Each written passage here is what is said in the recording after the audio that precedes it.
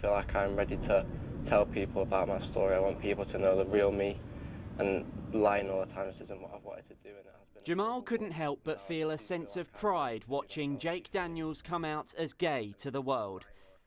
That's because he can relate to his relief.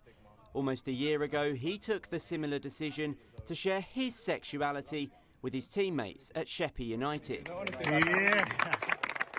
In my own personal circumstances, there was a mixture of excitement and anxiety. You know, I've always been someone that suffered quite deeply with low moods, and I've had a lot of depressive episodes in the past due to my sexuality. But the more I opened up and each step that I took, I just found that, okay, I'm being me.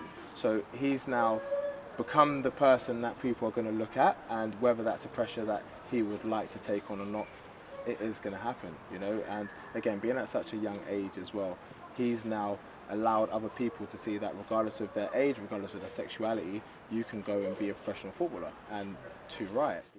And it's not just breaking down barriers off the field. Sheppey have broken plenty of records on the pitch too, completing what Liverpool are dreaming of, the elusive quadruple, winning 4 trophies. But the glory didn't come without its challenges for Jahmal. Twice this season, he says he was the target of homophobic abuse. I felt like I took a step back. You know, I really felt like I withdrew for a while, and it made me really start to question myself, you know, and I was like, that's not fair. Like, why should I have to suffer this because I'm playing football and I'm bisexual? So what, you know, like, I'm playing football, that's it. I loved Jake's answer to this about the potential of facing abuse from supporters and how he's prepared himself for that.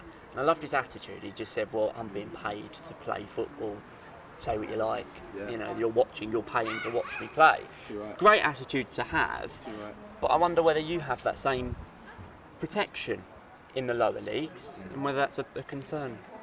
It used to be a massive concern, but I think I'm now at a point where if it did ever come to that point, which I hope it doesn't, I can defend myself, you know, but there's still people like myself that are not professionals, you know, and just because we're not professionals, it doesn't mean we don't have feelings, it doesn't mean that we aren't still going out and competing 11 against 11 and could still face that type of abuse, you know, so that's also something that I do believe could be looked at.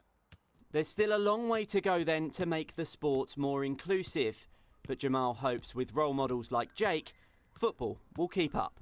Coshan, ITV News.